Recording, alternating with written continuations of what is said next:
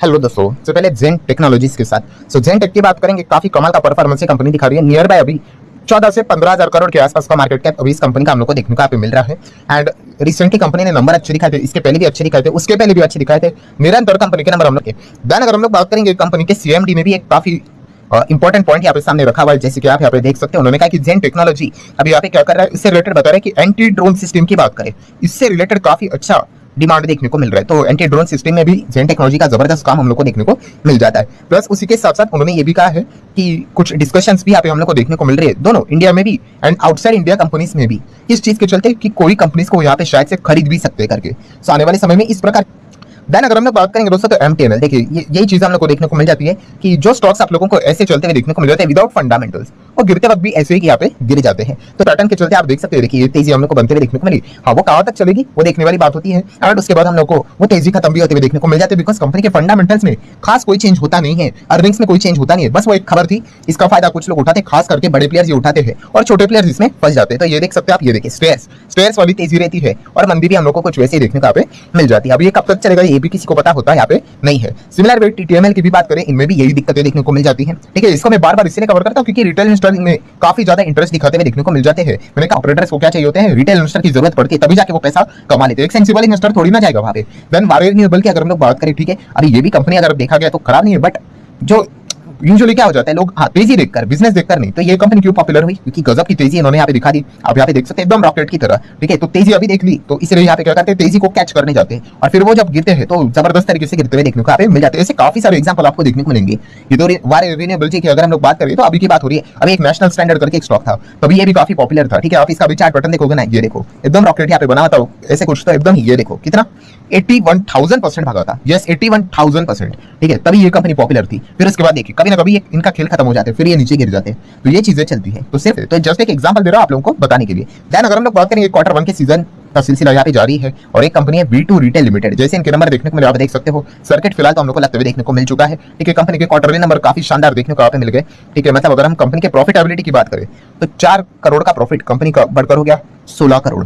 ठीक है, तो आप अर्निंग्स भी देख सकते हैं, EPS 1.12 की अर्निंग शेयर होल्डर के हो गए 4.5 रुपए के भी ऊपर। ये तो क्वार्टरली बात है, और ईयरली बात कर ले तो ये 5 का नेट प्रॉफिट था, वो कितना हो गया अभी हम लोगों ने देखा 16, और अब EPS देख सकते हैं 1.42 था, वो कितना हो गया 4.5। मतलब क्वार्टर ऑन क्वार्टर बात कर ले या फिर ईयर ऑन ईयर बात कर ले, दोनों में कंपनी ने धमाकेदार परफॉर्मेंस यहाँ पे दिखाया। अगर आप कैलकुलेशन करोगे क्वार्टर ऑन क्वार्टर के हिसाब से तो कितना बताया जा रहा है, लगभग 353% की हम लोग को क्वार्टर ऑन क्वार्टर इंक्रीमेंट देखने को यहाँ पे मिल रहा है। ठीक है, इन कंपनीज के लिए सबसे बड़ा चैलेंज क्या होता है, कंसिस्टेंसी मेंटेन रखना। ठीक है, तो ये पॉइंट यहाँ पे रहता है। इन्होंने 24 करोड़ कमाए थे, बट क्या हो गया, नेक्स्ट इसमें 4 करोड़ तक आ गए। तो ये दिक्कत हम लोग को देखने को मिल जाती है। देन अगर हम लोग यहाँ पे आगे बढ़ेंगे दोस्तों, तो रेट से रिलेटेड आप जैसा चाहो कह सकते हो। सो राइट्स लिमिटेड आज के दिन फोकस में था, क्योंकि कंपनी के नंबर आने वाले थे। ड्यूरिंग द मार्केट आप देख सकते हो नंबर के दर्शन हो गए, और जैसे ही नंबर के दर्शन हो गए स्टॉक यहाँ पे गिर गया। नंबर के साथ साथ 2 और बड़ी एक्टिविटीज होने वाली थी। कौन सी, कॉर्पोरेट एक्शन जिसको हम लोग कहते हैं, एक है बोनस एंड दूसरा है डिविडेंड। तो डिविडेंड कितना दिया, 2.5 रुपए का डिविडेंड यहाँ पे दिया है। ठीक है, एंड बोनस की भी बात करें, यस 1:1 का बोनस दिया, मतलब शेयर डबल होते हुए देखने को मिल जाएंगे। बट शेयर गिरा इसीलिए बिकॉज कंपनी का प्रॉफिट जो रिजल्ट थे वो इतने कुछ खास यहाँ पे नहीं रहे। क्वार्टर 1 के जो रेवेन्यू थे, प्रॉफिट हम लोग को डिक्लाइन होते हुए देखने को यहाँ पे मिल गए। एंड इसी चीज के चलते रिजल्ट के प्रोसेस से रिलेटेड वैसे तो काफी सारी इस प्रकार की खबरें आती रहती है। और एक और खबर बाजार क्लोज जाने के बाद बात करें दोस्तों कि जीएसटी, यस इन्फोसिस अभी हम लोग को इन्वेस्टिगेशन के अंडर आते हुए देखने को मिले। कौन सा इन्वेस्टिगेशन, तो जीएसटी से रिलेटेड। उनका ये कहना है जीएसटी डिपार्टमेंट का कि भाई इन्होंने टैक्स इवेजन किया। टैक्स इवेजन मतलब टैक्स की चोरी की है, 32,000 करोड़ का कैलकुलेशन निकल कर आ रहा है, ऐसा जीएसटी डिपार्टमेंट का मानना है। ऐसा जीएसटी डिपार्टमेंट का कैलकुलेशन बताता है कि इन्फोसिस ने 32,000 करोड़ का जीएसटी हमें नहीं दिया करके। ठीक है, इसने बताया कर्नाटका जीएसटी अथॉरिटीज की ओर से इनको ये नोटिस इशू होते हुए देखने को यहाँ पे मिल चुका है। तो उन्होंने कैलकुलेशन करके बताया 2017 से लेकर 2022, 17 मतलब 18, 19, 20, 21, 22 5 साल से रिलेटेड जो जीएसटी बनता था वो उन्होंने नहीं दिया। 32,400 करोड़ का दिया है कि भाई हमने तो सारे ड्यूज पे किए हैं, हमको यहाँ पे टैक्स देने वाले हैं नहीं, ऐसा उनका मानना है, ऐसा उनका कहना है।